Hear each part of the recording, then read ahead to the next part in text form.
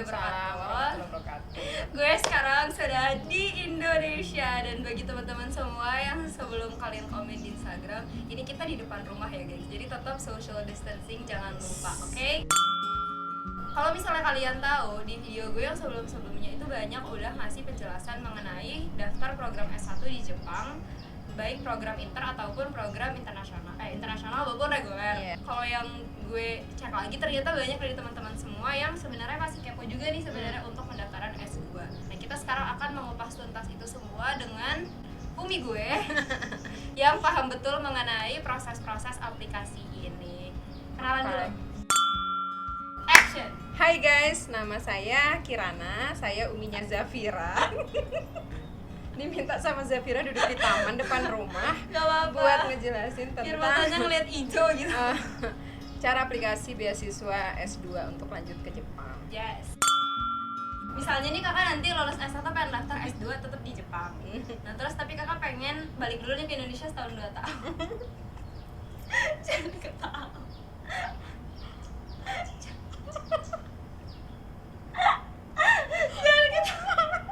12 seconds later. Gak lucu, kenapa ketawa? Maaf ya guys, kita agak alay memang kalau ketemu berdua kita suka kayak gini. Udah, lanjut. Itu masih basah. Gak apa-apa, orang tangan biarin aja.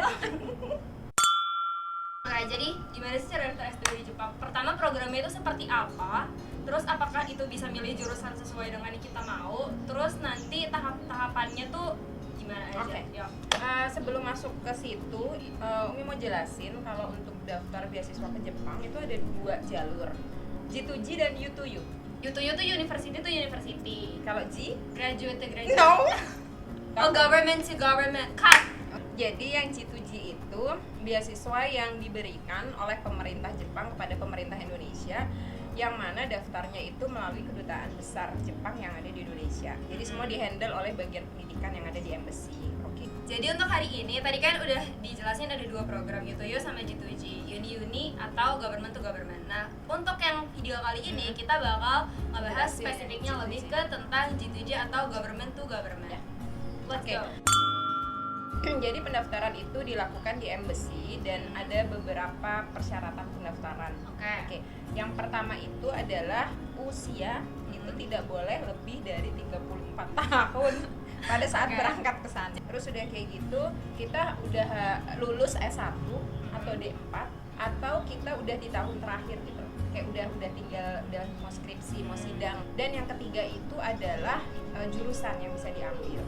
Nah, jurusan itu masih serumpun atau ada hubungannya sama jurusan dia waktu S1. Misalnya dia S1-nya apa ya? Kesmas, apa sih, kesehatan masyarakat. Dia nggak mau kesehatan masyarakat nih, tapi dia mau ke Jepang ambil S2-nya environment, itu juga bisa. Oh ya, IPK itu diutamakan ya. Diutamakan. Di atas 3,2. 3,2. Tapi itu kan diutamakan. Di bawah itu juga nggak apa-apa. Tapi at least di atas 3 lah. At least di atas 3. Oke. Nah, terus udah gitu memiliki sertifikasi kemampuan bahasa Inggris. Oke. Berarti IELTS, TOEFL, TOEIC gitu ya. Udah sih itu aja. Dan tentunya nanti harus bersedia belajar bahasa Jepang. Oh gitu. Maksudnya belajar bahasa Jepang bukan untuk kuliah ya. Kuliahnya tetap in English. Ini belajar bahasa Jepang untuk membantu hidup dia di sana. Oke, terus itu semua persyaratan awal untuk bisa daftar. Iya. Nah, sekarang yang dikumpulin buat pertama kali pendaftaran apa? Pasti ada tes berkasnya kan? Yang pertama tadi English itu udah jelas ya. Terus habis itu ngisi form gitu standar. Terus transkrip dia kuliah. Dan itu SKS harus in English ya guys. in English ya guys. Nggak boleh dalam bahasa Indonesia. Oke. Nah, itu diterjemahin, minta nanti stempel sama universitinya. Terus udah gitu dia harus nulis kayak esai kenapa dia mau lanjutin kuliah ke Jepang. Itu dia harus ngasih tau itu. Berapa panjang? Nggak ditentuin sih. Ya Oke. standar sih biasanya 500. ya sekitar segitu. Oh, ini surat rekomendasi Dari dosen.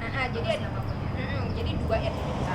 Misalnya dia belum pernah kerja, berarti kan dari dosennya dia, atau satu lagi siapa, misalnya dekannya atau siapapun lah ya yang tahu dia setahu dia secara akademik. Oke. Kalau dia udah kerja, berarti yang dari kampusnya cuma satu.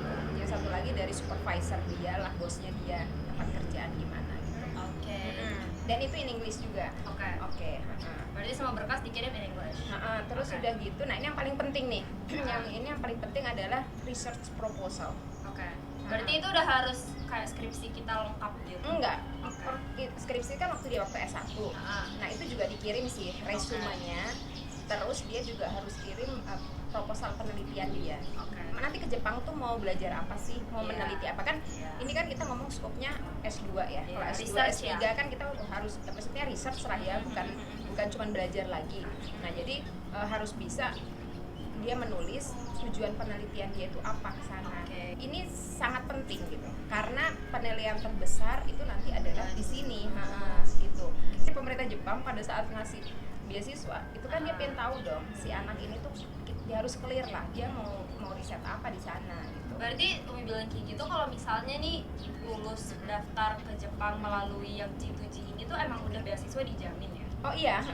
Nah, itu harus diklarifikasi juga ya. Berarti untuk yang pendaftaran ini itu tuh udah termasuk beasiswa. Jadi nggak harus nyari misalnya LPDP lagi gitu. Enggak usah. Nanti karena urutannya dia dapat beasiswa dulu baru dia cari kampus memang. Oke. Nah, jadi udah tahu ya dia penelitiannya mau apa. Nah, nanti semua berkas tuh kan dikumpulin. Nah, nanti diseleksi nih. Oke. Oleh Itu berapa tahap seleksinya? 2 aja. Pertama seleksi berkas. Oke. Kalau dia lolos seleksi berkas, nanti dia dipanggil untuk interview. Nah, tapi pas Interview in English. In English. Terus? In English. Nah, pas waktu interview itulah dia harus bisa mempresent research proposalnya dia. Karena nanti kita uji waktu itu bener nggak sih dia yang nulis sendiri, original nggak gitu, dan background knowledge dia mendukung nggak untuk dia melakukan penelitian itu gitu. Nah, nanti kalau misalnya udah selesai nih kan ada pengumuman. Nah, itu adalah pengumuman tahap 1 masih. Pengumuman tahap 1 itu akan diterbitkan surat keterangan bahwa yang bersangkutan diusulkan mendapatkan beasiswa MEXT untuk melanjutkan S2 di Jepang gitu. Nah, terus dari surat itu dia baru cari lab, cari profesor di Jepang sana.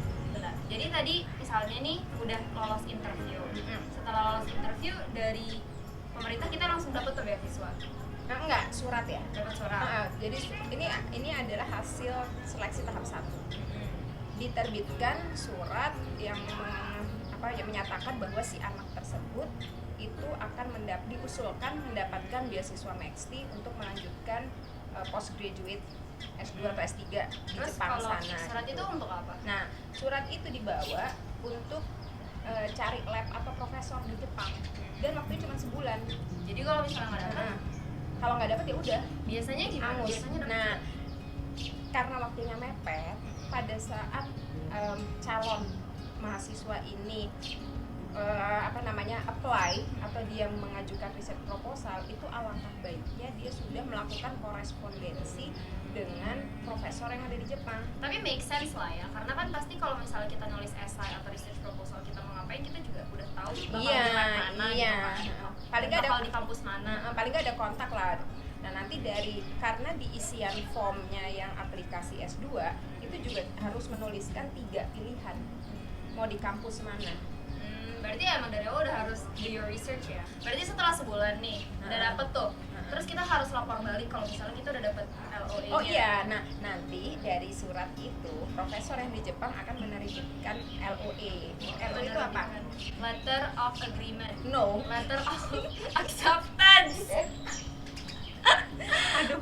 I knew that.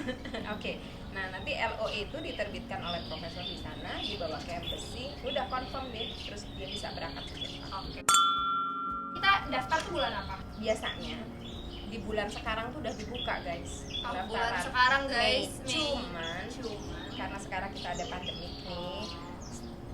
Terakhir meeting minggu yang lalu itu direncanakan ya, baru direncanakan untuk tahun ini kita buka di bulan Juni. Habis lebaran, minggu pertama sampai pertengahan Juni.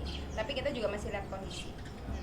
Ini kan Indonesia masih belum jelas nih trennya. Nah, kalau misalnya memang masih belum ya mungkin kita akan mundurin lagi berangkatnya bulan awal April, tanggal 1 lah tahun start. depannya ya? Tahun ajaran baru di Jepang kan mulainya April ya.